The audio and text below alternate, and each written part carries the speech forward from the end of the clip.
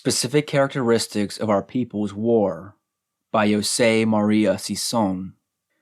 Originally published 2017. This text from the Foreign Languages Press edition. Introduction. From the great treasury of Marxism-Leninism, we draw basic principles and historical lessons to shed light on the people's war that we are waging. But these are of general value. They are a general guide to our action. To wrest content with them without integrating them without concrete practice is to turn them into lifeless dogma.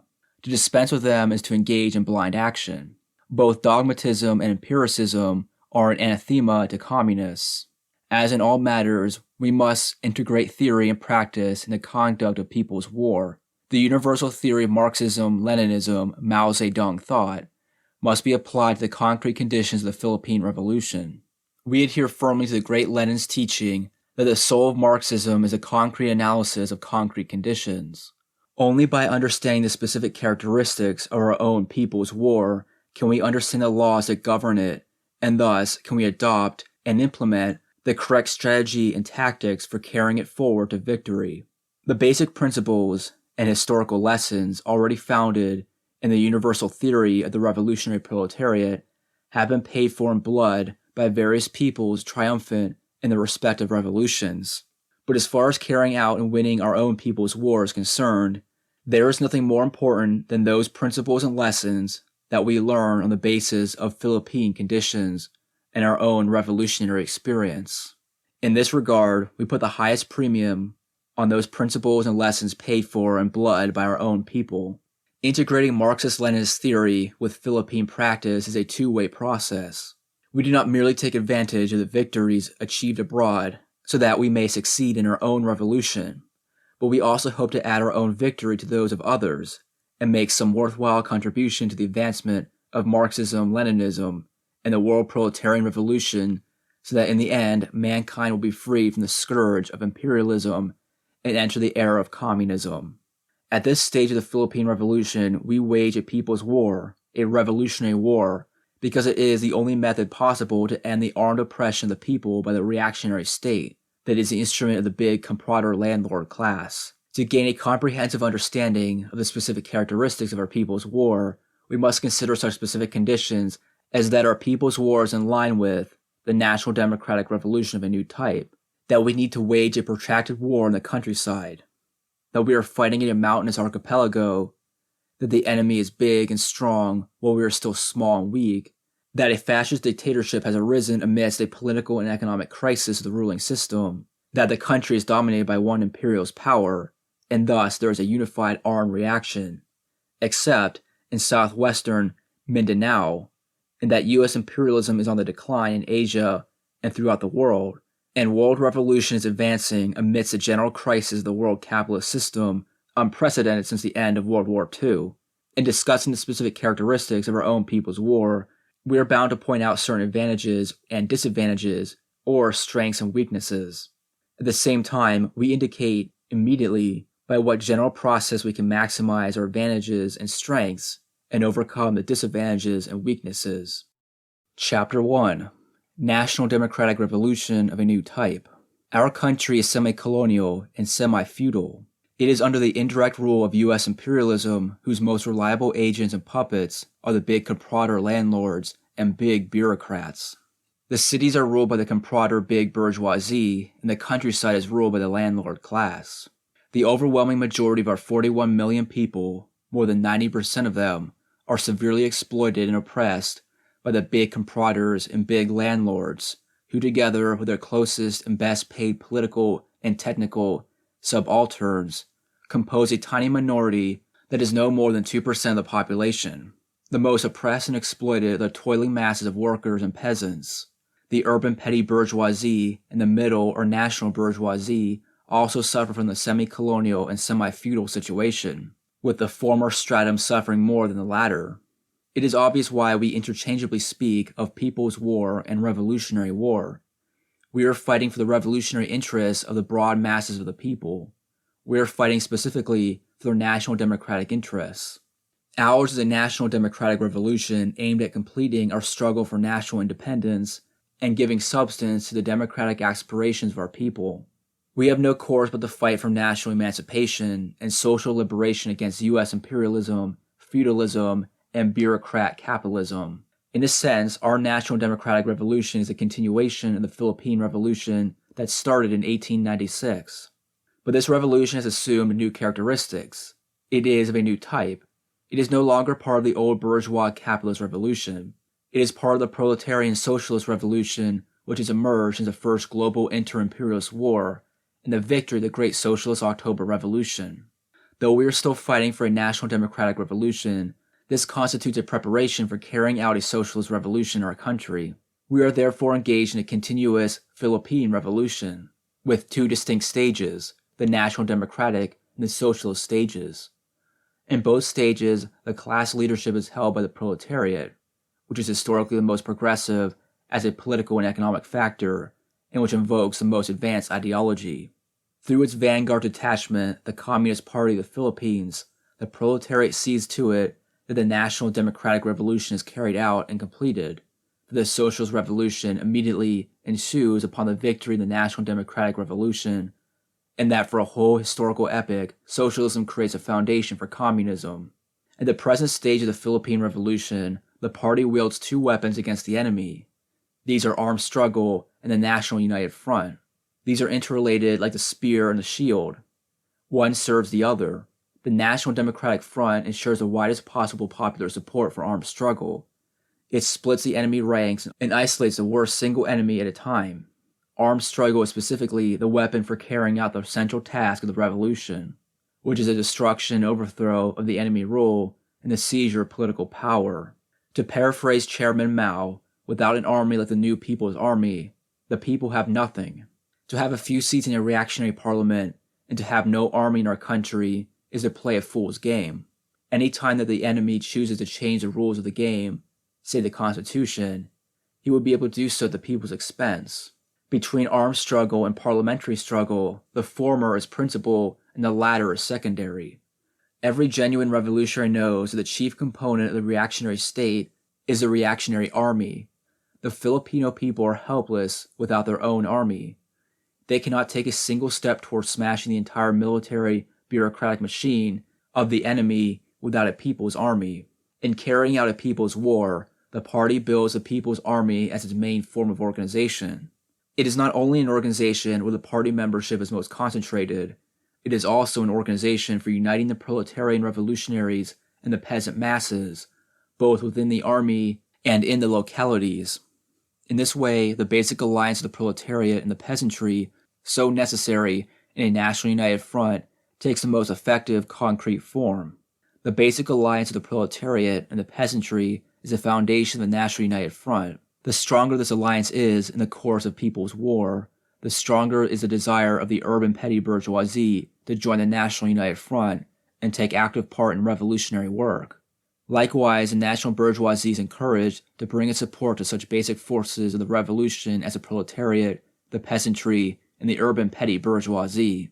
At this stage of the revolution, the leadership of the party and the proletariat is best proven by its ability to build a people's army and realize the basic alliance of the toiling masses.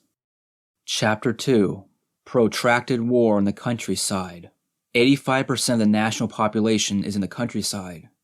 Of this rural population, the poor peasants, together with the farm workers, comprise about 75%, the middle peasants about 15%, the rich peasants about 5%. The landlords may be only 1 or 2%. About 3 or 4% is taken up by non-agricultural wage earners, artisans, small peddlers, merchants, students, teachers, and other professionals. There are drastic deviations from these percentages only in particular places where there are mines, logging, modern plantations, and some industries. Fishermen along the seacoast are mainly peasants. On the basis of these facts, the peasant population in the countryside have a special significance to us in waging people's war. The main social problem, the single problem affecting the greatest number of people, lies in the countryside. It is the land problem. Feudalism and semi-feudalism oppress and exploit the poor peasants, the farm workers, and the lower middle peasants. Without focusing attention on this problem and providing it with a solution, we cannot draw into the ranks of the revolution the most formidable force that can overwhelm the enemy. Agrarian revolution is a solution. The peasant masses are aroused and mobilized to overthrow landlord authority and carry out land reform step by step. Depending on the concrete circumstances, particularly the strength achieved by the revolutionary forces, rent reduction and the elimination of usury or outright confiscation of landlord property may be effected. In frontier areas, the poor indigenous people and the poor settlers are to be assured of ownership of their fair-sized lands. The party maintains that the main content of the National Democratic Revolution is a satisfaction of the peasant cry for land. Only by carrying out agrarian revolution can the revolutionary leadership activate the peasant masses as the main force of the revolution and realize a basic alliance of the proletariat and the peasantry.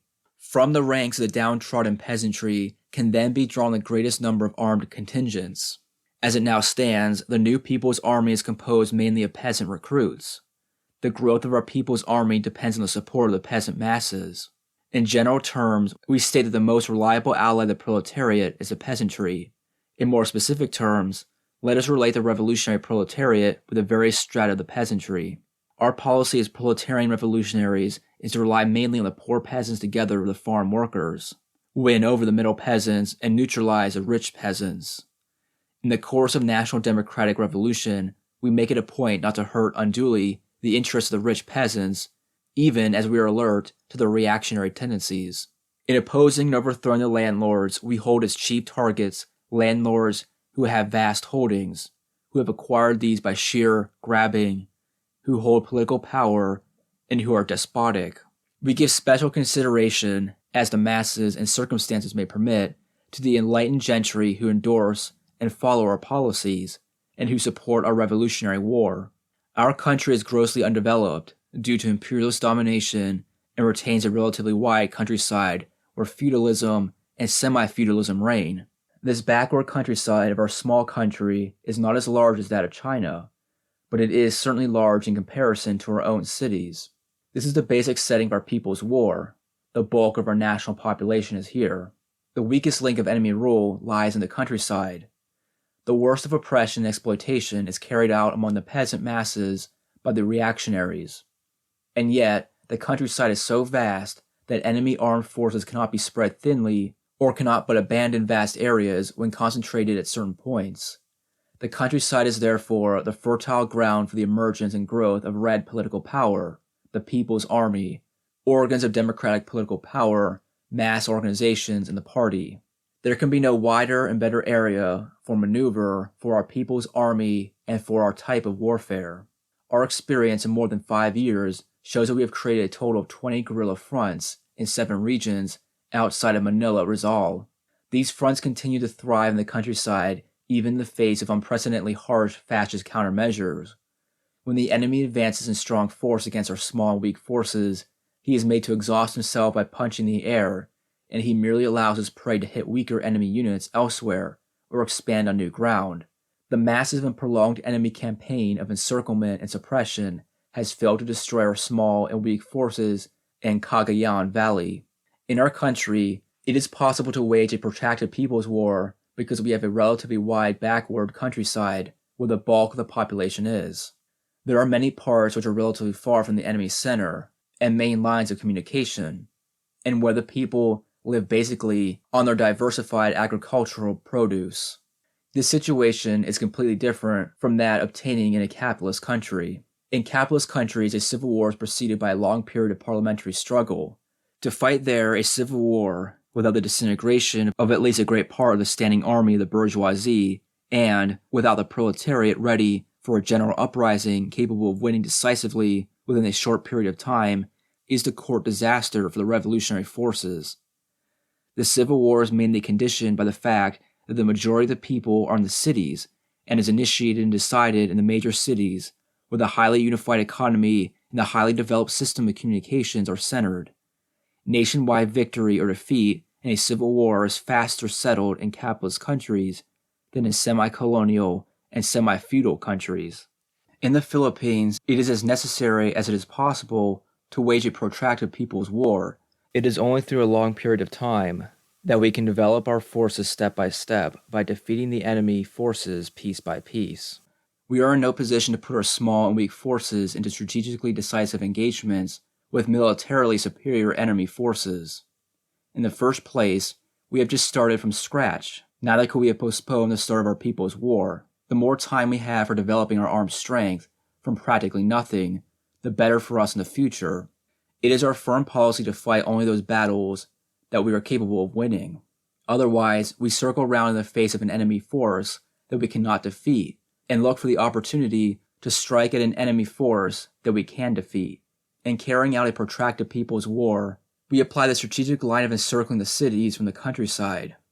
We steadfastly develop guerrilla bases and zones at various strategic points in the country. In a subsequent stage, these areas shall be linked by regular mobile forces, which shall be in a position to defend larger and more stable revolutionary bases in the countryside. From such stable revolutionary bases, we shall be able ultimately to seize the cities and advance to nationwide victory. While it is our principal task to wage a protracted war in the countryside, it is our secondary task to develop the revolutionary underground and the broad anti-imperialist and democratic mass movement in the cities. We should combine the revolutionary struggles in the cities and countryside in the towns and barrios in red areas, white areas, and pink areas. We should excel in combining legal, illegal, and semi-legal activities through a widespread and stable underground. A revolutionary underground developing beneath democratic and legal or semi-legal activities should promote the well-rounded growth of the revolutionary forces, serve to link otherwise isolated parts of the party and the people's army at every level, and prepare the ground for popular uprisings in the future and for the advance of the people's army. Chapter 3. Fighting in a Small Mountainous Archipelago. The Philippines is a small mountainous archipelago. It is made up of some 7,100 islands and islets with a total land area of 299,404 square kilometers or 115,600 square miles. The 11 largest islands, which are tabulated below, compose 94% of the total land area and also contain 94% of the total population of the country. Every one of these and many other islands have a mountainous terrain with fertile soil. The importance of an island is not determined solely by its size. Population, forest area, and mountainous terrain are a more important consideration for our people's war, especially at the initial stage. There are three outstanding characteristics of the Philippines in being an archipelago. First, our countryside is shredded into so many islands. Second, our two biggest islands, Luzon and Mindanao, are separated by such a clutter of islands as the Visayas. Third, our small country is separated by seas from other countries. From such characteristics arise problems that are peculiar to our people's war. On the one hand, it is true that our countryside is wide in relation to the cities. On the other hand, it is also true that we have to fight within narrow fronts because the entire country is small and its countryside is shredded. The war between us and the enemy easily assumes the characteristics of being intensive, ruthless, and exceedingly fluid. While we have the widest possible space for the development of regular mobile forces in Luzon and Mindanao, these two islands are separated by hundreds of kilometers, and by far smaller islands, where the space immediately appears to be suitable only for guerrilla forces throughout the course of people's war. The optimum condition for the emergence of regular mobile forces in the major Visayan Islands will be provided by the prior development of regular mobile forces in Luzon and Mindanao. Waging a people's war in an archipelagic country like ours is definitely an exceedingly difficult and complex problem for us. At this stage, that we are still trying to develop guerrilla warfare on a nationwide scale, the central leadership has had to shift from one organizational arrangement to another so as to give ample attention to the regional party and army organizations. This is only one manifestation of the problem. Armed propaganda teams and initial guerrilla units scattered in far-flung areas are susceptible to being crushed by the enemy. This is another manifestation of the problem. There is no doubt that fighting in an archipelagic country like ours is initially a big disadvantage for us, since the central leadership has to position itself in some remote area in Luzon. There is no alternative now, and even for a long time to come, but to adopt and carry out the policy of centralized leadership and decentralized operations. We must distribute and develop throughout the country cadres who are sufficiently high quality to find their own bearing and maintain initiative not only within periods as short as 1 or 2 months, periods of regular reporting, but also within periods as long as 2 or more years, in case the enemy chooses to concentrate on an island or a particular fighting front and blockade it. The development of the Central Revolutionary Base somewhere in Luzon will decisively favor and be favored by the development of many smaller bases in Luzon, Visayas, and Mindanao. Thus, we have paid attention to the deployment of cadres for nationwide guerrilla warfare. In a smaller country like the Philippines, or more precisely, in an island like Luzon, it would have been foolhardy for the central leadership to ensconce itself in one limited area, concentrate all the limited party personnel and all efforts there, and consequently invite the enemy to concentrate his own forces there. It would have been foolhardy to underestimate the enemy's ability to rapidly move and concentrate its forces in an island where communications are most developed. Central leadership started the armed struggle where it best could by linking with the Red fighters in the 2nd District of Tarlac in early 1969. Soon, party cadres were dispatched to the mountainous and hilly areas of Isabela. Subsequently, what amounted to the main forces of the new People's Army vigorously grew here from early 1971 to the eve of the fascist martial rule.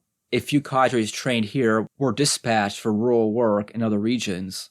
The first quarter storm of 1970 and the succeeding mass protest actions and mass organizing in Manila, Rizal, and other urban centers in the country yielded the greatest number of cadres for the national expansion of the party and the People's Army in the rural areas.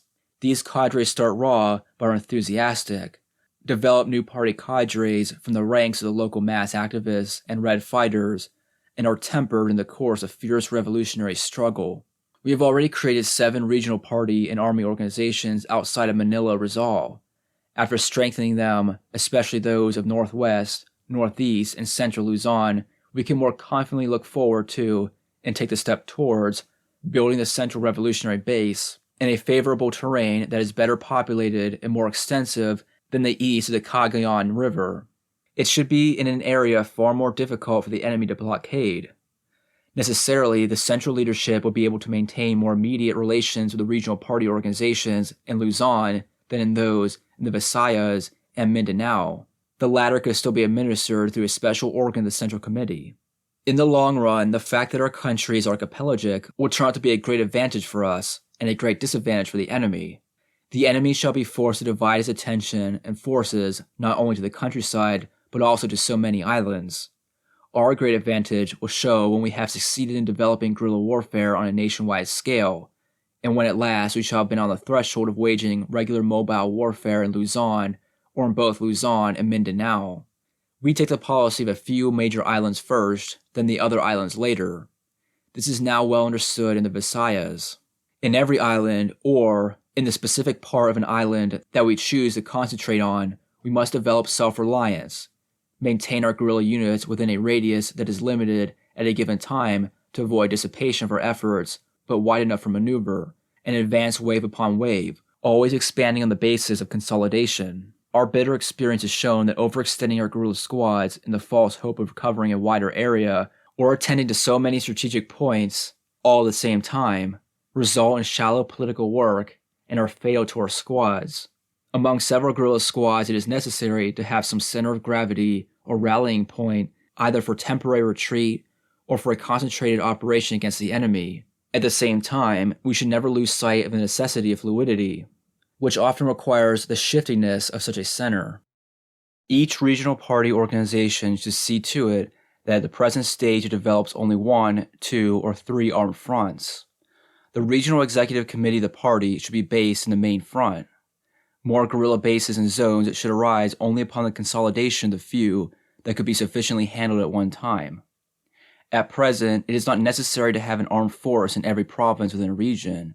More often, it is advisable for us to locate our armed force at an interprovincial border area for maximum effect, because in the first place, we do not have enough armed strength for every province.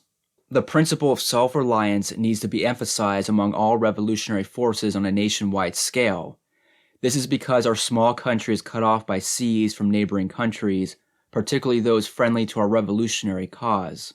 The Vietnamese, Cambodian, and Laotian peoples are more fortunate than us in one sense because they share land borders with China. which serves as their powerful rear. Self-reliance can never be overemphasized among us. The basic needs of our people's war have to be provided for by the people's army and the broad masses of the people themselves. Our basic source of armaments is the battlefields. Our level of military technique and our ability in tactics and strategy will have to rise by our adhering strictly to the Marxist principle of advancing in stages and doing well at one stage to prepare for the next stage. The protractedness of our people's war is underscored by the archipelago character of the country. The mountainous character of the country countervails its archipelagic character from the very start. A mountainous terrain with some population and with thick vegetation is an excellent condition for our people's war. If on one hand, the archipelago character of the country has a narrowing effect on our fighting fronts, its mountainous character has both a broadening and a deepening effect. Mountains are usually the natural boundaries of provinces. Thus, we can maintain influence on several provinces even if we were to operate from only one mountainous boulder area. Also, the enemy cannot easily approach us because of the rough terrain, and we have more opportunity than anywhere else to conduct political work among the people. Before he starts to climb a hill, we can receive the relayed reports from the masses in the towns and in the barrios. We can actually see his coming from vantage points, and we can size up his operation and its possible time span by the sight of his troops, trucks, and planes. We can therefore prepare for his coming. The Sierra Madre sews up almost the entire length of Luzon on the eastern side of the Cagayan Valley to the Bicol region through central Luzon. It links as many as 9 provinces. At certain points, it links 2 or 3 provinces at the same time. The Cordillera and the Ilocos Mountains cover the middle and western parts of northern Luzon. These link as many as 11 provinces. At certain points, they link as many as 4 provinces at the same time. The mountain provinces and their fringes have the distinction of being the area where the heaviest concentration of Japanese troops in the Philippines in World War II, reaching up to 150,000, was wiped out by the guerrilla forces. The Tarlac-Zambales Mountains link up 5 provinces. The armed struggle there has to be well coordinated with the armed struggle on the wide plains below, with special attention given to the fact that U.S. military bases and major AFP military camps are in the vicinity. There are many other smaller mountains in Luzon. They can also provide favorable terrain for guerrilla forces. Mindanao is an even more mountainous and more forested island than Luzon. At the center of Mindanao are the mountainous provinces of Bukidnon and Cotabato. These are as well populated as the mountain provinces of northern Luzon. These are linked up with almost all the Mindanao provinces. Outside of Luzon and Mindanao, the mountains of Panay link 4 provinces, and those of Samar, Leyte, and Mindoro link 2 provinces at the same time. A mountainous terrain where more people inhabit the foothills, clearings, plateaus, and riversides or creeksides is more favorable for the people's army. The usual inhabitants of the mountainous areas are national minorities and poor settlers. These are very receptive to revolutionary propaganda. Their common enemy is a reactionary government which treats their land as public lands and either directly grabs these from them or allows big landlords, big bureaucrats, or big capitalists to grab these from them.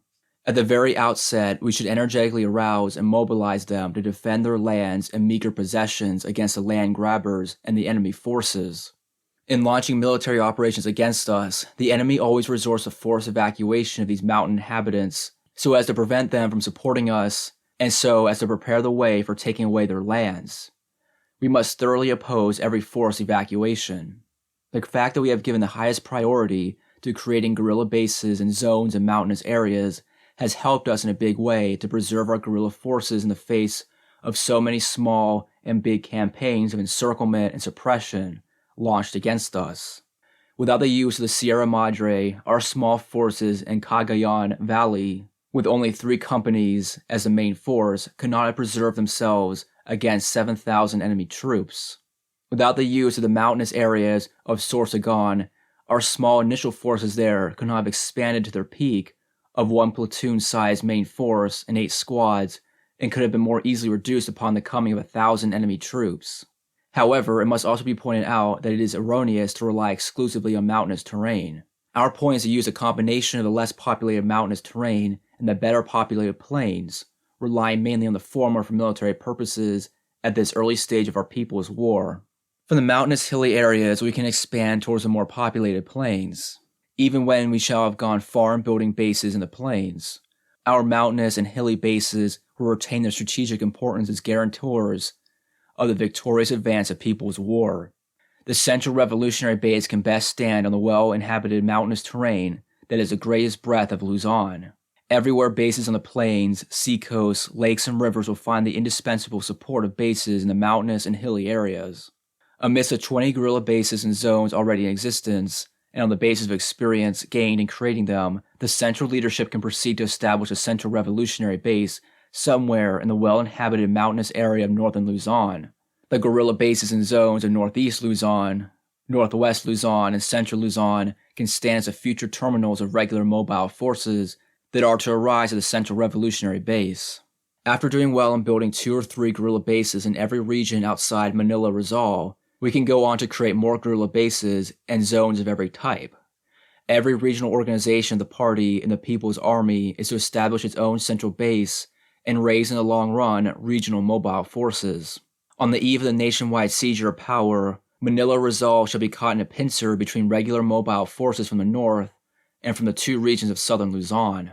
Mindanao is subdivisible into 3 or 4 regions, and a Central Revolutionary Base can also be set up to coordinate these regions. The long-term task of our Mindanao forces is to draw enemy forces from Luzon and destroy them. We can cooperate very well with the Moro National Liberation Front and the Bangsa Moro Army in this regard. Our forces in the Visayas can take advantage of our gains in Luzon and Mindanao and can contribute their own share in the task of forcing the enemy to split his forces and of destroying them. Because our country is archipelagic, it is a matter of necessity for us to develop guerrilla bases and zones along the sea coast. Communications is one clear, immediate reason. We should be able to develop as many routes as possible between Luzon, Visayas, and Mindanao by conducting political work among the fishermen and seamen.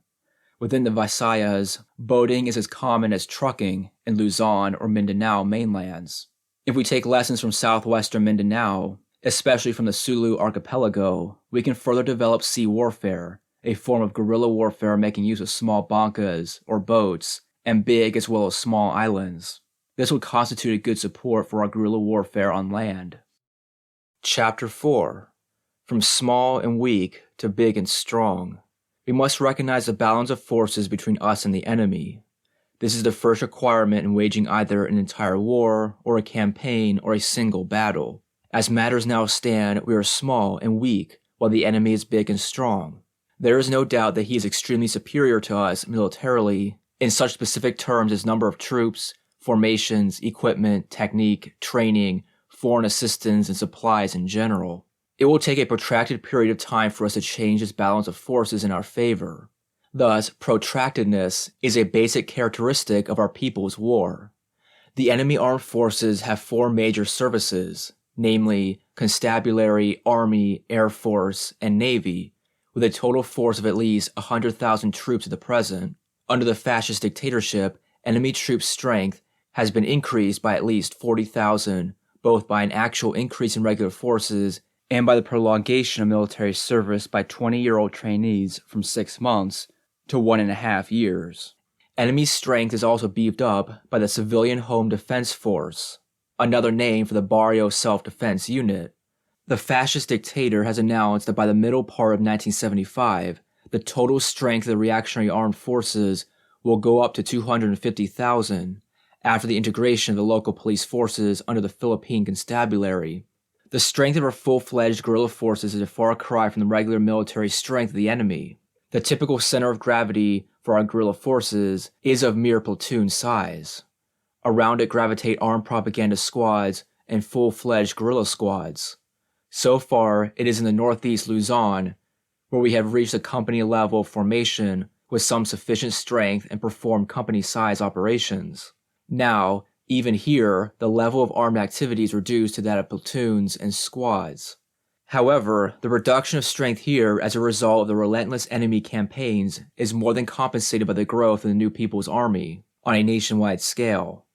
Of course, if we were to include part-time guerrilla and militia units, we would be able to cite a higher figure for our military strength, but then these as a body of armed men are small and weak in comparison to the enemy's own irregulars, the civilian home defense forces, which are far better armed. We cannot properly evaluate our accomplishment in the military field without giving due consideration to certain objective conditions. The subjective forces of the revolution, especially the party and the People's Army, started from scratch. The party was rebuilt from scratch in December 26, 1968. Moreover, it had to face the attacks not only the bare-faced enemy, but also the vicious lava revisionist remnants of the old merger party. The new People's Army was also built from scratch on March 29, 1969. Moreover, it had to face not only reactionary armed forces, but also the lava revisionists and the Tarak Sumalong gang. Not a single rifle was carried over to the full-time guerrillas of the new People's Army from either the anti-Japanese resistance of the Hukh Balahap in World War II or the civil war that followed it. The lava revisionist renegades had thrown away every gun gained from the previous armed struggle as a result of Yosei and Jesus Lava's left opportunist errors, and then Jesus Lava's right opportunist errors. The new People's Army had to start with a few rifles and handguns seized mainly from the Tarak Sumalong gangster clique to arm 9 undersized squads of about 7 fighters each. Since it was founded, the new People's Army has had to wage a people's war under conditions where there is neither a global war among the imperialist powers nor an open war among the reactionaries. From the outset, the People's Army has had to contend with a highly unified armed force. It deserves the highest commendation for having preserved itself and still having made some expansion and consolidation in the face of strong enemy military task forces, the suspension of the writ of habeas corpus in 1971, and presently the martial rule of a fascist dictatorship. Even now, when the bulk of the enemy's strength is concentrated in southwestern Mindanao against the Bangsa Moro Army, the enemy still manages to maintain in each region a task force, and in each province constabulary and integrated police forces that are hundreds of times in armed strength against ours. It remains a gross disadvantage and weakness for the new People's Army to have so few rifles and small concentratable forces to face an enemy who launches campaigns of encirclement and suppression by deploying so many units no smaller than a half company for outpost work and oversized platoons, rallying to a full regular company or even a full battalion, for seeking encounters with us within an era of encirclement. Under such circumstances, it is quite difficult for us to maintain the initiative and carry out the policy of annihilation in battles. The opportunity to wipe out an enemy's squad or platoon does not often present itself. The enemy even goes so far as to force evacuation of the entire population by perpetrating massacres, looting, bombardment, and arson. Deprived of mass support within a given area, our small guerrilla forces have to shift elsewhere, in the main. At the moment, the only way to amplify our armed strength and fighting effectiveness is to give full play to the popular support that we enjoy. The bolos, spears, crossbows, traps, and other indigenous weapons which the masses can easily avail themselves of have to be combined with homemade explosives and the few rifles in our hands. By seriously implementing the policy of luring the enemy and advancing in waves on a favorable terrain, both strategically and tactically, we can most effectively put to use a combination of rifles and indigenous weapons, and we can at certain times use only the latter, if these are the only ones available. There are even occasions when by some stratagem we can disarm home defense forces, local police forces, and small enemy units without firing a single shot. By taking the initiative fully into our hands, we can repeatedly induce the enemy to bring himself to our well-laid ambush, or send his superior strength somewhere so that we can attack his weak force elsewhere. On each occasion, we make sure of seizing the enemy's military equipment. Especially because of our smallness and weakness, there are two opposite dangers that we have to avoid and counteract. One is trying to cover an area that is actually wider than we can sufficiently cover. This usually involves over-dispersing our guerrilla squads. The other is concentrating on so small an area that at one whiff of the enemy, we do not know where to shift. Guerrilla forces in relation to regular mobile forces operate according to the principle of dispersal.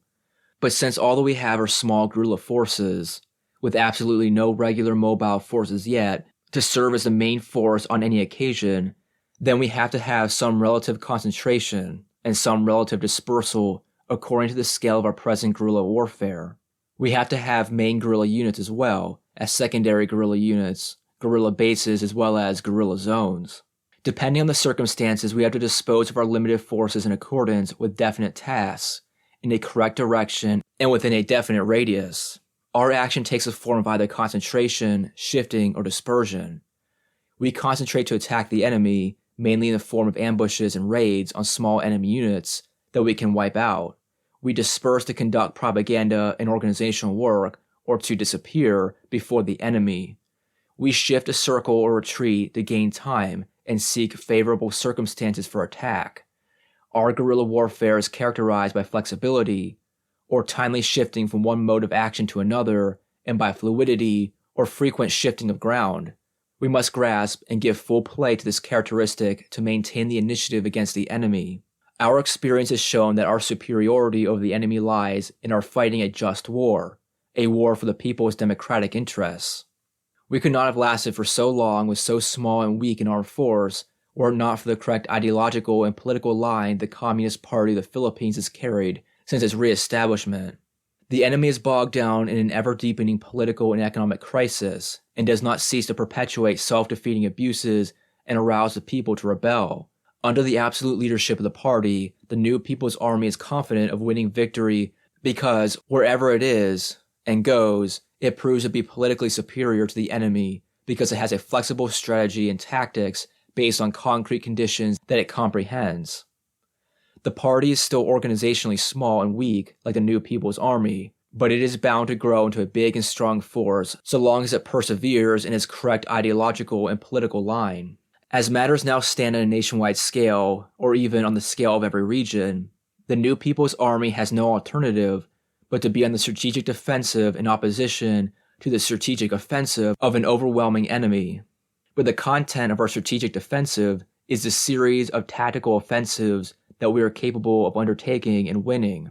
By winning battles with quick decision, we are bound to accumulate the strength to win bigger battles and campaigns to be able to move up to a higher stage of the war. To graduate from guerrilla warfare to regular mobile warfare as the main form of our warfare, we have to exert a great deal of effort over a long period of time. We are still very much at the rudimentary and early substage of the strategic defensive. We may state that in the long process of its growing from small and weak to big and strong, our People's Army will have to undergo certain stages and substages. Having in mind a probable course of development whereby our forces are inferior now and will consequently become equal and finally superior to the enemy, we can tentatively define 3 strategic stages that our People's Army will have to undergo. It is now undergoing the first stage, the strategic defense. Consequently, it shall undergo the second stage, the strategic stalemate, when our strength shall be more or less on an equal footing with the enemy's, and our tug of war with the enemy over strategic towns, cities, and larger areas shall become conspicuous. Finally, it shall undergo the third stage, the strategic offensive, when the enemy shall have been profoundly weakened and completely isolated, and shall have been forced to go on the strategic defensive, a complete reversal of his position at the stage of our strategic defensive. The future of the new People's Army is bright, though it has to go through a long and tortuous road. On the other hand, the future of the reactionary armed forces is dark. A mercenary and parasitic military in the service of U.S. imperialism, feudalism, and bureaucrat capitalism has no future, except failure and doom. The most powerful weapon is in the hands of the People's Army. That is, the people's support. We cannot wage a revolutionary war without it. The new People's Army fights for the people's democratic interests with self-abnegating and highly conscious iron discipline, and with wise and well-informed courage. Our red commanders and fighters fight without fear of sacrifice and death, because they are fighting the broad interests of the people and not in the narrow interests of the imperialists or any individual or clique among the reactionaries. At the level of strategy, our red commanders and fighters hate and are contemptuous of the enemy, but at the tactical level, they take serious and meticulous consideration of him so as to defeat every plot and maneuver that he is capable of. Chapter 5: A Fascist Puppet Dictatorship Amidst Crisis. The setting up of the fascist, dictatorial regime of the U.S. Marcos clique is the clearest manifestation that the ruling political system is racked by a crisis that it can no longer deal with in the old way. The fascist puppet dictatorship is a counter-revolutionary measure of weakness and desperation rather than of strength. A whole series of terrorist attacks, capped by the Second Plaza Miranda massacre, was unleashed by the Marcos ruling clique to pave the way for it. These events and the subsequent imposition of fascist martial rule and of a conspicuously autocratic rule have incurred the profoundest hatred of the people and have intensified the desire for revolutionary change and for national freedom and democracy. The mastermind behind the fascist dictatorship is U.S. imperialism. The fascist dictatorship has been set up to make sure that under a new constitution, the privileges and interests of U.S. imperialism under the 1935 Constitution, the Parity Amendment, and the Laurel-Langley Agreement are not only preserved, but even enlarged in the face of the growing anti-imperialist struggle of the broad masses of the people, and furthermore, to harden the Philippines as a base of U.S. imperialism in the western rim of the Pacific and in Asia, and in the face of the failed U.S. war of aggression in Indochina. As a reward, Marcos is allowed to remain in power indefinitely for as long as it can be useful to U.S. imperialism and, of course, for as long as his ambition does not go beyond being the general representative of, and even becoming, the wealthiest by far of the comprador big bourgeoisie and the big landlord class. The fascist dictator Marcos keeps on prating about his unjust regime being a new society, but in fact, its monstrous abuses have only served to stress that it is but the worsening of the old semi-colonial and semi-feudal society. We are witness today to unbridled puppetry, brutality, corruption, and bankruptcy. Among the local reactionaries, the fascist chieftain, his family, and his closest subalterns in the military and civil bureaucracy are the most outstanding beneficiaries of the puppet, brutal, corrupt, and bankrupt new society. In essence, the fascist dictatorship is the open terrorist rule of a reactionary clique with big comprador and big landlord interests. The longer it continues in power, the more fertile the ground becomes for our people's war. By negative example, Marcos has stood as the best teacher of the people on the state and revolution. In this sense, he is our best propagandist. He has superbly exposed every evil in the semi-colonial and semi-feudal society by his own lies and misdeeds. His usurpation of all governmental powers, elimination of all legal political parties, monopolization of the press, and the brutal repression of all democratic liberties by such methods as massacre, assassination, zoning, forced mass evacuation, bombardment and arson, blackmail, extortion, illegal arrest, illegal detention, and torture have proven beyond doubt the necessity and justness of armed revolution against armed counter-revolution. All the fascist acts of the U.S. Marcos clique carried out with brute armed force are calculated to stabilize the rule of U.S. imperialism and the local reactionary classes over the broad masses of the people. But the essential effect of such acts has been to widen and deepen the armed resistance.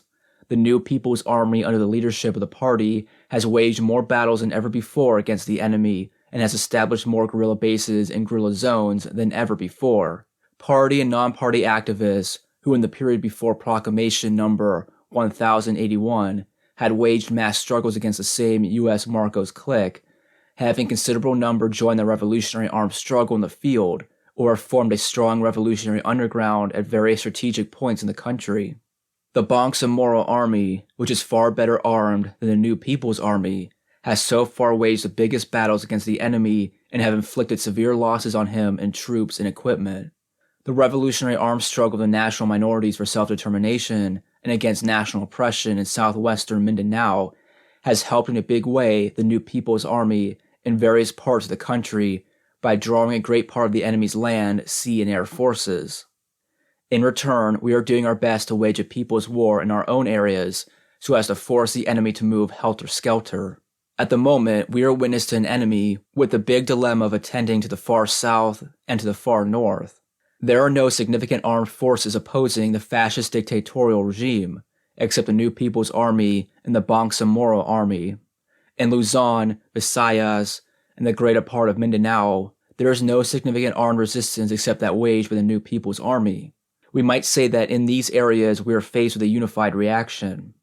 There is no open war among the reactionaries here.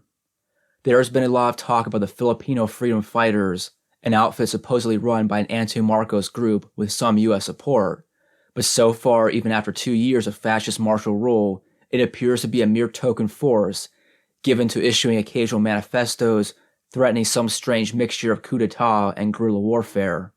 True to their original essential character, the lava revisionist renegades have openly surrendered the U.S. Marcos clique, and are blatantly collaborating on hunting down revolutionaries and swindling the masses. There is no way but to treat these revisionist fascist diehards as traitors and spies. Because there is no open war among the reactionaries where it is, the New People's Army is faced with a unified fascist reaction.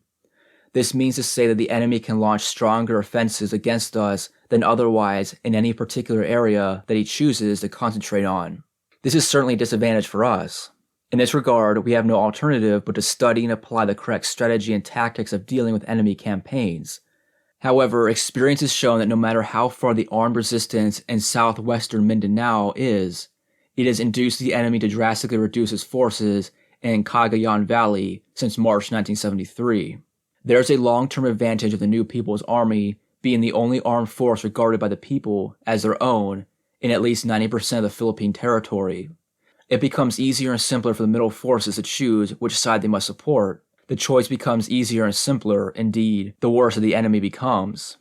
The confidence and trust of the broad masses of the people in the New People's Army is so great and resounding despite the present smallness and weakness of this army, because it is all that they have against the fascist tyranny. The economic crisis, which has been the basis of the crisis of the entire reactionary political system, even previous to the Marcos rightist coup, has become far worse under the fascist dictatorship.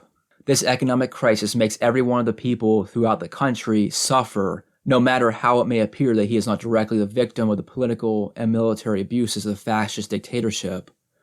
Linking the fascist puppet dictatorship with the people's economic suffering is a single method which has made our propaganda for armed revolution most effective.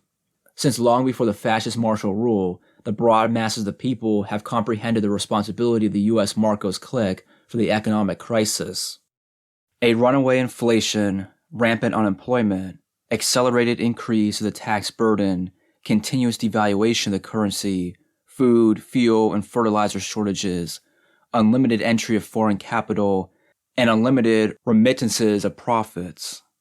Enormous foreign trade deficits covered up by technical smuggling and false statistical figures. Excessive foreign and domestic borrowings, ever-increasing military expenditures, and inflationary deficit spending on infrastructures which fatten the imperialist banks and foreign contractors, serve the colonial trade pattern and the plunder of the country's natural resources, and are opportunities for enormous graft and corruption, and land speculation with the loot monopolized by the fascist dictator.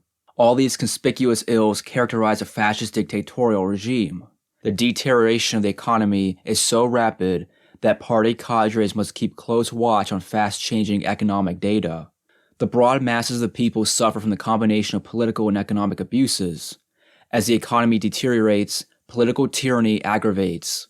To be able to continue exploiting the people, the fascist dictatorial regime of the U.S. Marcos clique resorts to enlarging its armed forces, buying more military equipment, and bribing officers and men with promotions in rank and increases in salary, allowances, and other privileges. Increased expenditures for such a parasitic entity as the military result in further deterioration of the economy. More exploitation and more oppression engender more resistance. Then, another round of military expenditures by the fascist dictatorship and a vicious cycle of its own making. The complete callousness of the fascist dictatorship has been proclaiming throughout the world that it has succeeded in keeping Philippine labor cheap for the imperialists to exploit. Indeed, the U.S. Marcos clique for several years already has so preserved the backward conditions of the country that there is an abundance of the unemployed. Now, under martial rule, labor power is made even cheaper than before. The workers are deprived of their trade union rights, especially their right to strike, even as the prices of basic commodities are skyrocketing. Whenever they demand higher wages, the workers are openly intimidated with armed force by the fascist military and are liable to be arbitrarily suspended or dismissed by their employers. The new labor code systematizes the suppression of workers' rights under the pincer attack of the fascist government and the big bourgeoisie. To maintain a general state of intimidation, the fascist military and the police often conduct raids and zoning operations on factories and workers' communities. The peasants are callously told that if they wish to have their own piece of land, they must enter into contracts with their landlords whereby they are required to make installment payments so exorbitant that they cannot make good even the first installment. This is what is bandied about as land reform. The peasants are also required to pay high land taxes, special levies on the sale of their produce, membership dues, and special fees for the barangay and barrio association, and fixed contributions to the so-called savings fund and barrio guarantee fund. Further on, they are required to pay high interest rates on overpriced fertilizers from the Marcos-owned planters' products under the Masagana 99 program, and increasing fees for irrigation wherever this is available. Some insurance and Medicare schemes are also afoot to suck more blood from the peasant masses. All over the country, the barangays are under orders to set up civilian home defense forces. These entail extra expenditures by the peasants, and also reduce the working hours in the fields as they are forced to make rondas. Where the People's Army is already in the midst of the peasant masses, the enemy resorts to the most brutal military operations, which include forced mass evacuation, massacre, looting, arson, and indiscriminate bombing and strafing. Like the toiling masses, the urban petty bourgeoisie detests the fascist dictatorship. The bare essence of the reactionary state in the service of imperialist, big comproder, and feudal interests has become fully and concretely exposed to them. And in their day-to-day lives, their limited incomes are not exempt from the ravages of inflation generated locally and imported from abroad. The fascist dictatorship has gone so berserk as to suppress all the democratic liberties and persecute tens of thousands of democratic personalities who belong either to the urban petty bourgeoisie or whom the social stratum highly respects. Abuses by the fascist dictator and his military minions have become so widespread that every single urban petty bourgeois either has directly experienced some abuse by them or knows a relative or personal friend abused by them. The urban petty bourgeoisie recognize clearly that an atmosphere of intimidation and terror is being whipped up to keep Marcos in power and to promote the interests of foreign and feudal exploiters. The national bourgeoisie, especially the lower and middle sections, find themselves cast away by the fascist dictatorship. They are being forced into bankruptcies. The foreign monopoly firms have become even more rapacious in their activities in the Philippines as they try to make up for their losses and difficulties elsewhere in the world. It is a shameless policy of the fascist dictatorship to link its existence with the sellout of the country to foreign monopoly capitalists, principally American and Japanese. Under the Marcos Constitution, Investment Incentives Act, Export Incentives Act, and so many specific fascist decrees, the U.S. and other foreign monopoly capitalists are enjoying privileges surpassing those under the 1935 Constitution and the Laurel-Langley Agreement with its parity clause. They are rapidly enlarging their holdings, crushing the national bourgeoisie, taking over all sorts of businesses and opportunities, and plundering the country with complete abandon. While it is true that we are faced with a unified fascist reaction in Luzon, Visayas, and the greater part of Mindanao, this is but the surface of a situation in which the broad mass of the people are seething with hatred for the enemy and are enthusiastically supporting the early beginning of our people's war. Beneath the apparent strength of the enemy is a deep-going crisis and an irremediable rottenness. If not for the broad support that they enjoy, our small armed units would not be able to last long against the powerful assaults of the enemy. Chapter 6. Under one imperialist power. The single most valid explanation why there is yet not open war among the reactionaries, despite all the bitterness of the internal contradiction among them, a contradiction so far marked by the unilateral acts of terrorism and violence by the Marcos fascist gang, is that the entire country is under the domination of one imperialist power.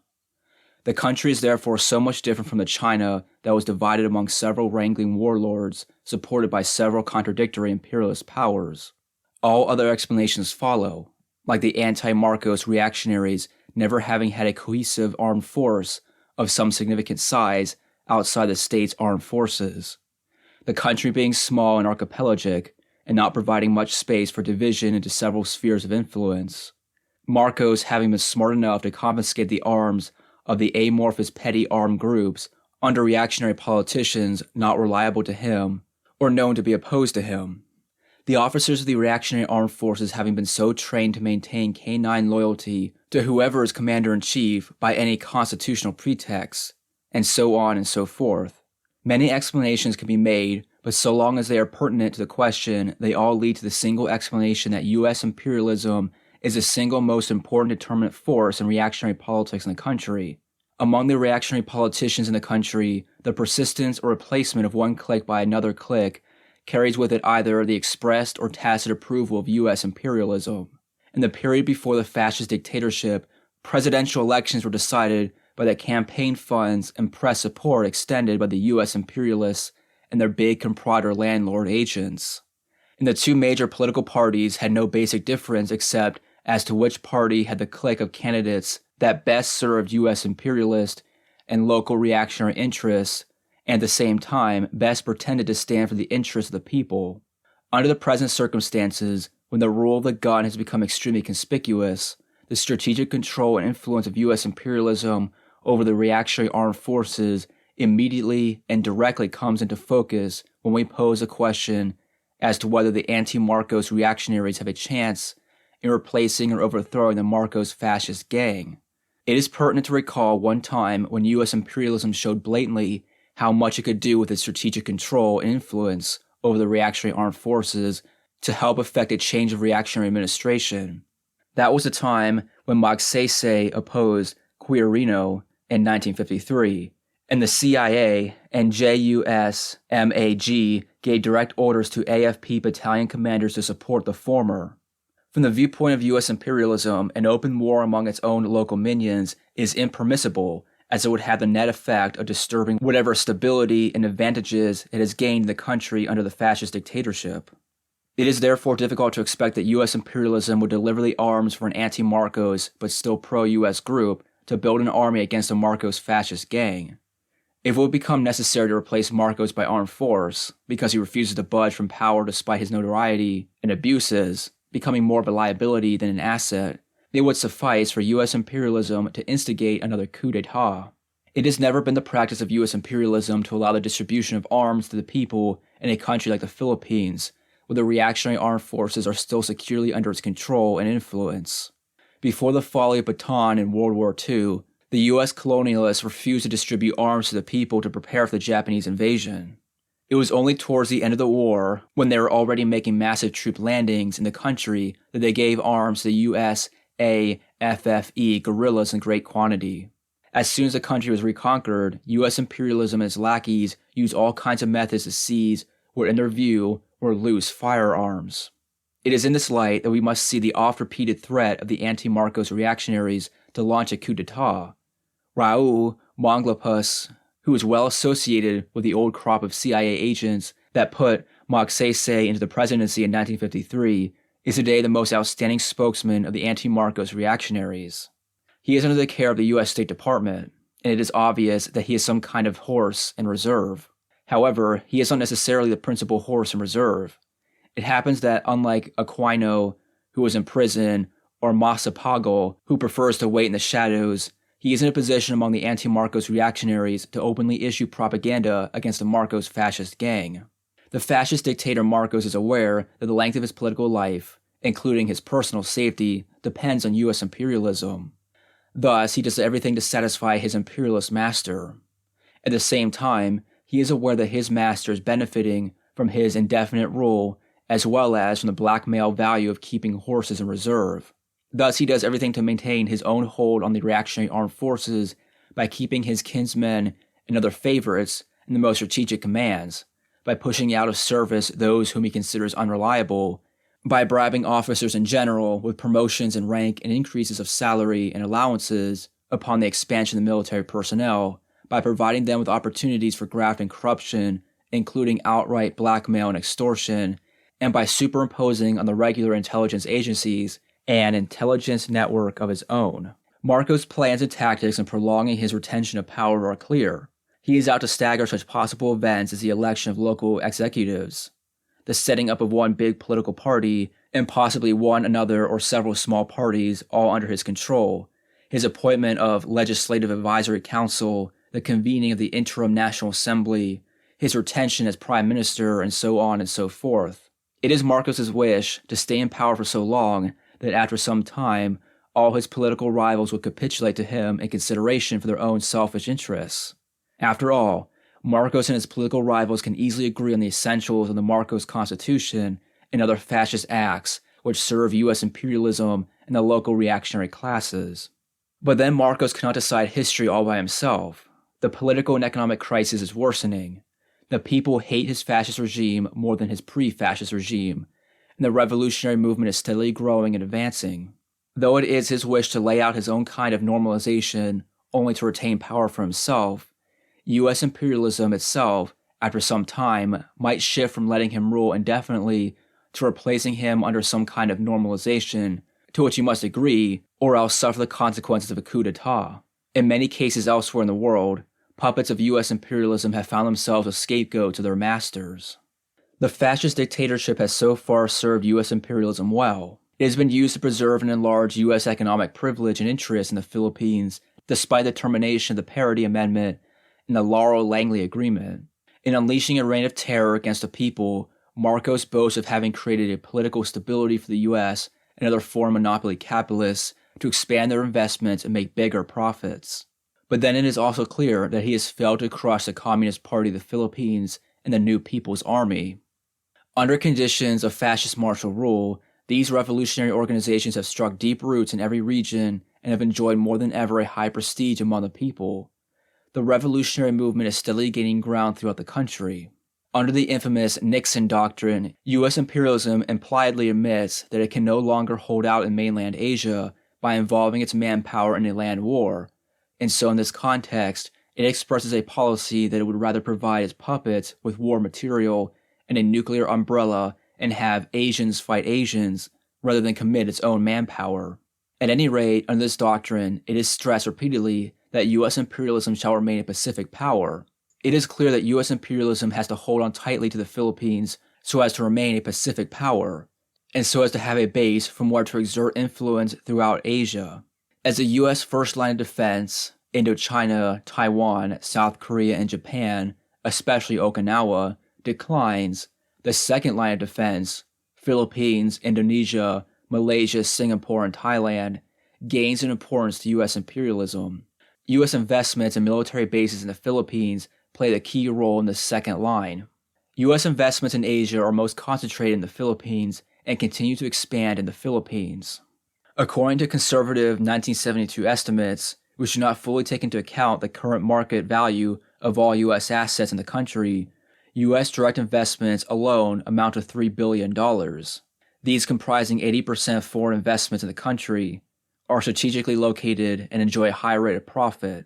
To protect these against the people, U.S. imperialism does not only keep firm control over Philippine politics and the local reactionary armed forces, but also under unequal military treaties, maintains as its ultimate weapon its own military personnel and military installations on Philippine soil. Several tens of thousands of troops are stationed here as a token force and can be increased any time. The military installations include huge air and naval bases and radio and radar stations. There are also U.S. military reservations that can be reactivated at the whim of U.S. imperialism. Clark Air Base and the Subic Naval Base are the largest U.S. military bases in Asia. Nuclear weapons are positioned in these two bases, as well as in Pasuquin, Ilocos Norte, and in the so-called Weather Station in Bukidnon. Under these circumstances, we are certain that U.S. imperialism is even more sensitive to the development of our people's war in the Philippines than it has ever been to the people's war in Vietnam or elsewhere in Asia. The stakes are bigger in the Philippines, so we can expect that U.S. imperialism, despite its own pious words about withdrawing from Asia, will commit its own aggressor troops against the Filipino people in the event that the local reactionary armed forces would no longer suffice.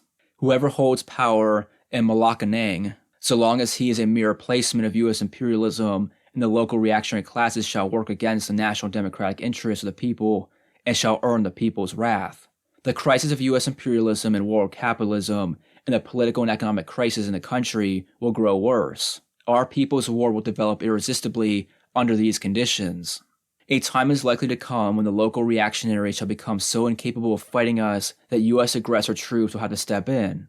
On this expectation, we should be prepared that our revolutionary war which has started out as a civil war, shall become a national war against a barefaced foreign aggression. It is no mere coincidence that a U.S. ambassador like William Sullivan, the butcher of Indochina, and other U.S. officials who are veterans of the U.S. war of aggression in Vietnam are being assigned to the Philippines. Since the resumption of our People's War, U.S. military and police advisors on counterinsurgency have been increasing and participating in training and military operations against the people. The sale and free grant of military material to the local reactionary armed forces have been stepped up. U.S. aircraft flown by U.S. pilots have been involved in reconnaissance and bombing operations against us. U.S. Green Beret reconnaissance teams are deployed under the cover of civic action in various parts of the countryside. AID, Peace Corps, and other ostensibly U.S. civilian personnel have been used for intelligence purposes by the U.S. country team, composed of the U.S. ambassador, the CIA station chief, JUS MAG chief, AID director, and USIA head. The ceaseless and increasing U.S. military assistance and the possible aggression of U.S. imperialism are two factors that can make for a prolongation of our People's War. It is possible that upon the start of U.S. aggression, we shall have to make adjustments to our strategy and tactics. Whatever level shall have been previously reached by us in our People's War.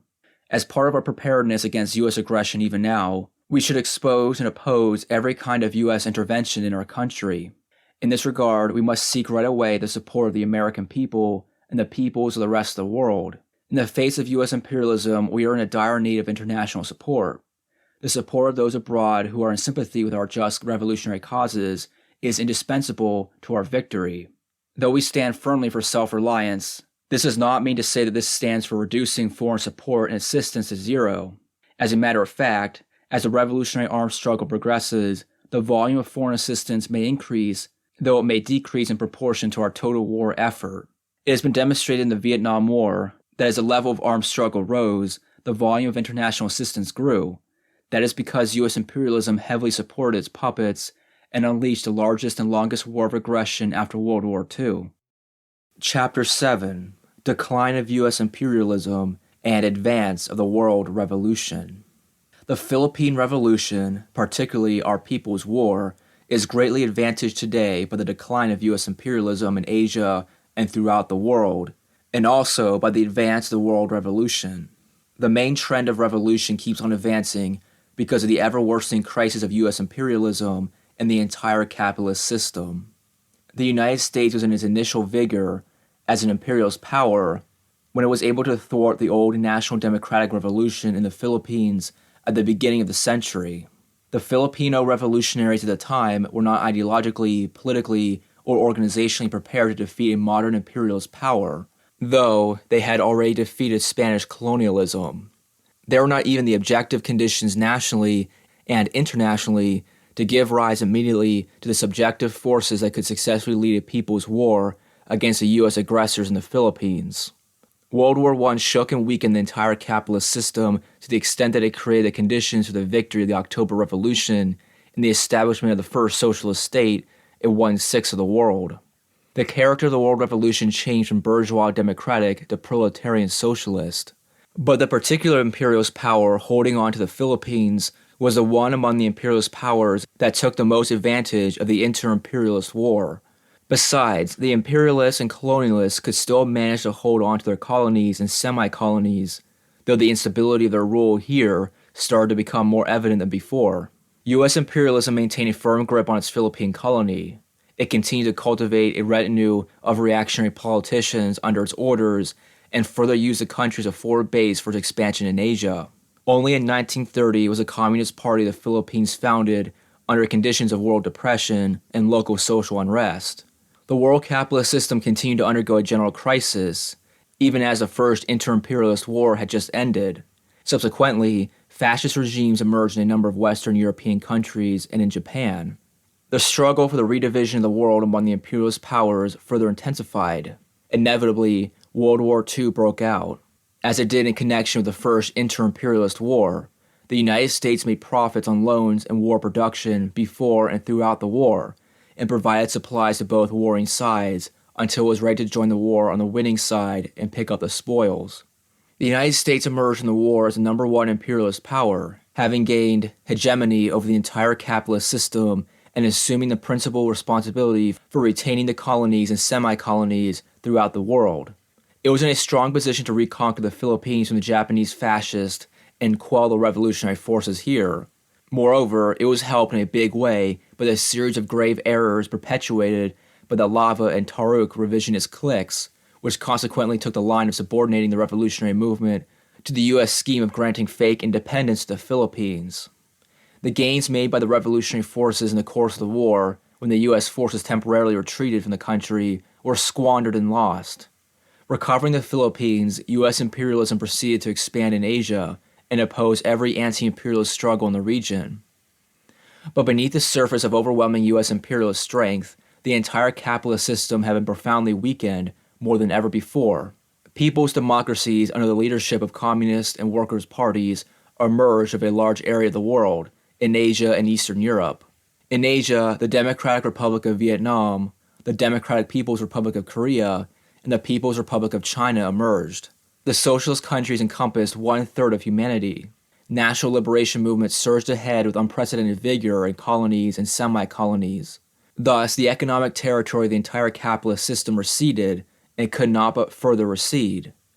The victory of the Chinese Revolution and the establishment of the People's Republic of China came as the hardest blow to the imperialist powers soon after World War II. They had lost their spheres of influence in this large country with a large population, comprising 1/4 of humanity. Notwithstanding the massive military and economic aid by the U.S. imperialists to the Kuomintang reactionaries, the imperialist front in the East was irreparably breached. The world significance of this great victory was incalculable. The impact of the Chinese Revolution in Asia alone terrified U.S. imperialism. The oppressed peoples and nations of Asia, Africa, and Latin America started to look up to China for revolutionary inspiration. Soon after China's liberation, U.S. imperialism launched a war of aggression against the Democratic People's Republic of Korea and failed to accomplish its objective of conquering the whole of Korea. Then it formed the Southeast Asia Treaty Organization and violated the Geneva Agreements in Indochina. Failing to learn its lessons from the Korean War, it once more launched a war of aggression in Vietnam and tried to defeat the people of South Vietnam, ruin the Democratic Republic of Vietnam, and subjugate the whole of Indochina. At the height of the Vietnam War, 700,000 U.S. aggressor troops and 1.5 million puppet troops were used against the people's armed forces. About $150 billion US were spent by the U.S. imperialists to carry out their war, but they were forced to withdraw in defeat. The Vietnam War accelerated the decline of U.S. imperialism not only in Asia, but also throughout the world. The Chinese, Korean, and Indochinese peoples are all neighbors and brothers of the Filipino people. Their victories are a great inspiration to the Filipino people and have objective effects favorable to the growth and advance of the Philippine Revolution. Aside from these victories, there is one outstanding phenomenon in Asia which brightens the prospects of people's war in the Philippines. This is the persistence of revolutionary armed struggles in Southeast Asia in general since World War II. Even at the height of its power, U.S. imperialism could not suppress these. It found no effective use for its rift-ridden Southeast Asia Treaty Organization. The revolutionary armed struggle in Indochina has so far been the most outstanding and the most victorious among these. But all other persistent armed struggles in Southeast Asia, of which our People's Wars won, promise to eventually grow in significance and effectiveness as the turmoil of the capitalist system worsens and U.S. imperialism declines further. The revolutionary armed struggles of Vietnam, Cambodia, and Laos have served to stress the fact that since after World War II, it has become possible for the peoples of colonial and semi-colonial countries in the East to develop over a long period of time big and small revolutionary base areas, wage long-term revolutionary wars in which the cities are encircled from the countryside, and then gradually to advance on the cities and win nationwide victory. Chairman Mao correctly pointed out at the opening of this decade, quote, "Innumerable facts prove that a just cause enjoys abundant support while an unjust cause finds little support. A weak nation can defeat a strong, a small nation can defeat a big. The people of a small country can certainly defeat aggression by a big country, if only they dare to rise and struggle, take up arms, and grasp in their own hands the destiny of their country. This is a law of history." End quote. The revolutionary armed struggle in the Philippines even as it was resumed only a few years ago, with so many glaring disadvantages, resumed from practically nothing in a small archipelagic country under the sway of one imperialist power, and without the condition of either an open war among the reactionaries or an inter-imperialist war, has been able to persist. One important explanation for this phenomenon is the ever-worsening crisis of U.S. imperialism and the entire capitalist system and the irrepressible advance of the world proletarian revolution. These external conditions have a profound effect within the country. The crisis of U.S. imperialism and the entire capitalist system cannot but take a more bitter form in a semi-colonial and semi-feudal Philippines than in the United States or any other capitalist country. This is because an imperialist country makes it a point to extract a higher rate of profit wherever it can do so, especially when it is making up for losses elsewhere. Increased exploitation entails increased oppression. Thus, the political crisis has found expression in the fascist martial rule and its intolerable abuses, the worst since the end of the Japanese fascist occupation. The economic crisis features of foreign monopolies, chiefly American, remitting semi-profit with abandon on direct investments and loans, abetting a rate of unemployment several times higher than in the capitalist countries and depressing the price of the country's raw material exports. The inevitable result is that the people hate U.S. imperialism and the Marcos fascist gang, and they are readily moved to support and participate in armed revolution. They are confident of winning victory in the long run because they are aware of the defeats and general decline of U.S. imperialism as well as of victories of revolutionary peoples abroad. The world capitalist system is racked today by a crisis unprecedented in gravity and turbulence since the end of World War II, and the root cause of this is that U.S. imperialism, while playing the role of main pillar and policeman of world capitalism for some time, has overprinted its money and overborrowed internally and externally, overconsumed and wasted the world's resources, overexpended for its military establishment, particularly for its armaments, foreign military bases and wars of aggression, and suffered tremendous losses in the hands of the people. Because the economic territory available for imperialist exploitation has shrunk, the areas for inter-capitalist accommodation have also shrunk, and inter-capitalist contradictions have had no course but to intensify. As a result, the class struggle between the proletariat and the big bourgeoisie comes to the fore in every capitalist country. The struggle for world hegemony and armed supremacy between the two superpowers, U.S. imperialism and Soviet social imperialism, is intensifying. They are fighting without let-up for markets, fields of investment, sources of raw materials, and strategic positions, and they keep on bumping into each other. They covet each other's spheres of influence. They make trouble in several areas of the world and try to manipulate the situation to their own advantage. They keep on trying to reverse the irresistible trend of history. Countries want independence, nations want liberation, and the people want revolution. Bullying, aggression, intervention, subversion, and control characterize the two superpowers' behavior in international affairs. But instead of succeeding all the way, they incur the condemnation and resistance of the peoples of the world. The two superpowers collude in trying to terrify the people with their nuclear arms, in demanding that the destiny of mankind be placed in their hands, in making disarmament agreements, in lulling the people with talks about détente, and in making certain temporary settlements here and there, so long as each stands to gain more than before at the expense of others, or at least, so long as one does not lose, in the bargain, though the other gains. But between rival imperialist powers in a capitalist world about to burst asunder, there is no course but for collusion to serve contention from the beginning, at every step and in the end. Each superpower is bent on ruling the world and eventually pushing the other out. Thus, both are feverishly engaged in arms expansion and war preparations. Here lies a danger to world peace and the possibility of a world war. There is not a region in the world where the two superpowers are not in contention. Eastern Europe is far from the United States and in the Soviet sphere of influence, but U.S. imperialism covets it.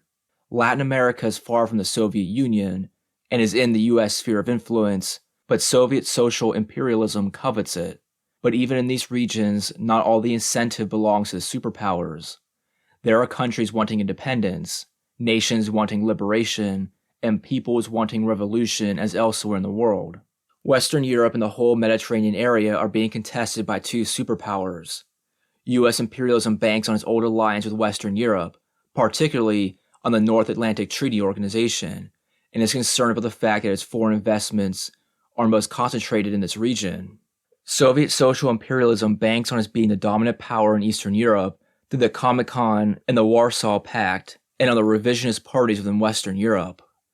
Despite the US-Soviet duet about détente and the Soviet proposal to set up a European security system, the reality stands out that US and Soviet military bases and naval fleets daily confront each other.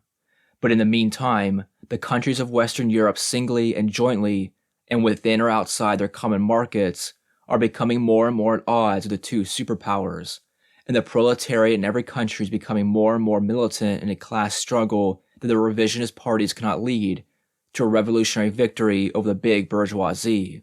In the Middle East, a region that links Europe to Africa and Asia, US imperialism uses Zionist Israel as a lever for enlarging its privileges and profits in oil. At the same time, Soviet social imperialism uses its arms supplies to extort its own privileges and make profits on the oil income of the Arab countries.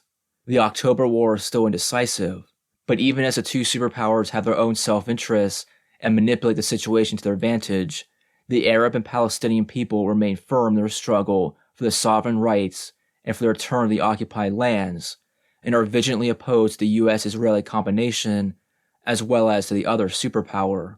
The countries of Western Europe, adversely affected by the shenanigans of the two superpowers, are being compelled to deal directly and independently with the Arab countries, and refuse to be herded by some superpower into any rash action. In Africa, the two superpowers incessantly maneuver to take the place of the old colonial rulers.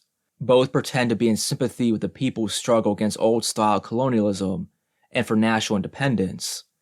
US imperialism exposes its own hypocrisy by its close link to the old colonial rulers, and by its own rapacious schemes and activities. While being more deceptive because it uses revolutionary language and uses the prestige of the revolutionary past of the Soviet Union, Soviet social imperialism exposes its own hypocrisy by doing essentially what the other superpower does. The struggle against imperialism, colonialism, and racism continues to rage. Africa is a major part of the Third World. Its countries, nations, and peoples, like those of Asia and Latin America, are in the mainstream of the struggle against the superpowers. In South Asia, Soviet social imperialism has made use of the ruling Indian reactionaries to promote its hegemonic ambitions, and to make trouble, like threatening China and dismembering Pakistan. As a result of the Indo-Pakistani War, which it masterminded, it has secured several bases for its naval fleet in the Indian Ocean. It is so inebriated by its aggressive acts that it continues to dream of putting up an Asian collective security system under its control. US imperialism is more than ever concerned with maintaining its own foothold in this region, and in launching a series of countermeasures. But the peoples of South Asia, including the peoples of India and Bangladesh, and a number of other countries like Pakistan and Ceylon, are opposing the two superpowers and their puppets. In Southeast Asia, US imperialism wants to retain its hegemony over Thailand, Malaysia, Singapore, Indonesia, and Philippines. These countries do not only serve as a second line of defense in the US military strategy for Asia, but also are expected to be a great alternative source of petroleum. But the situation for US imperialism is becoming more and more complex and difficult, especially after its resounding defeats in Indochina. Soviet social imperialism wants to take advantage of US decline and weaknesses in the region. Japanese capitalism has to be accommodated here because otherwise, the China-Japan relations would develop beyond US-Japan relations. China has its own policy of friendliness towards all her neighboring countries. The peoples of Southeast Asia are engaged in revolutionary armed struggle under Marxist-Leninist parties. Should there be another world war, Southeast Asia is one region that is almost certain to become completely red. The scheme of US imperialism to use Japan as its anti-China spearhead and its fogalman in Asia is at odds with Japan's own interests and needs as a capitalist country that can no longer be accommodated in US economic territory as adequately as before, especially when the Korean War and the Vietnam War were on. Likewise, the scheme of Soviet social imperialism to entice Japan into an anti-China alignment by serving up its natural resources, especially oil and timber in Siberia, is at odds with the more economic terms of China-Japan trade and with the Soviet refusal to restore the 4 northern islands to Japan. The peoples of China, Korea, and Japan are firmly against US imperialism and Soviet social imperialism. The desertion of the Soviet Union from the ranks of the socialist countries by becoming revisionist, social capitalist, and social imperialist does not make for an increase in the strength of the world capitalist system, but instead makes for an increase in the virulence of inter-imperialist and inter-capitalist contradictions. By usurping the social wealth and military prowess of the Soviet proletarian people, Soviet social imperialism has posed itself as the most formidable rival of U.S. imperialism, and also a competitor, as well as prospective master state of other capitalist countries. On the part of revolutionaries the world over, the problem that has arisen with the emergence of Soviet social imperialism is that here is one imperialist power with the special characteristics of being socialist in words and being imperialist in deeds, and being liable to launch against socialist China a full-scale war of aggression because of new Tsarist ambitions and blatant war preparations in pursuit of such ambitions. As time has proceeded, instead of being able to confuse people, Soviet social imperialism has demonstrated its true nature, not only by its own counter-revolutionary words, but also by its wanton acts of aggression and counter-revolutionary deeds. China has adopted and carried out a comprehensive program of defending and advancing its revolution, opposing the two superpowers and countering their maneuvers and the dangers of a world war posed by them, and promoting the world revolution as the antidote to the poison of imperialism and war. By undertaking the great proletarian cultural revolution, under Chairman Mao's theory of continuing revolution under the dictatorship of the proletariat, it has thwarted the restoration of capitalism within the most populous socialist society, and has become consolidated as a strong bulwark of socialism and world revolution. As it continues to win great victories in socialist revolution and socialist construction, it enhances its ability not only to defend itself against one or two superpowers, but also to fulfill its international obligations. China is playing a pivotal role in developing relations of friendship, mutual assistance, and cooperation among the socialist countries in accordance with the principle of proletarian internationalism. It is extending tremendous support and assistance to the revolutionary struggles of all the oppressed peoples and nations, and at the same time, encouraging them to be self-reliant and to maintain initiative in their own countries. Its external policy includes the Leninist policy of peaceful coexistence, specifically the 5 principles. This is an important weapon in the service of the world revolution because, by it, the broadest possible united front can be created against the two superpowers, and contradictions even in the ranks of our enemies can be taken advantage of. It fully accords with Marxism-Leninism to make use of contradictions, win over the many, oppose the few, and crush our enemies one by one.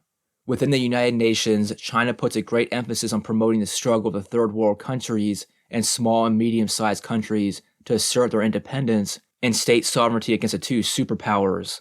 The monopoly of the imperialists over international affairs is being shattered. Therefore, it becomes difficult for any single superpower to draw a following for launching a world war. As the crisis of the world capitalist system worsens, there are bound to be more and more disagreements and conflicts between the two superpowers and between one or two superpowers and the dependent countries, whether also capitalist or developing. As disorder reigns in the affairs of the two superpowers and the world capitalist system, the revolutionary forces in the world find the situation excellent for their anti-imperialist struggles. Should a world war still break out despite all efforts to prevent it, the outcome for the imperialists shall be worse. The two world wars have proven that a world war leads to civil wars and a revolution of wider scope against imperialism.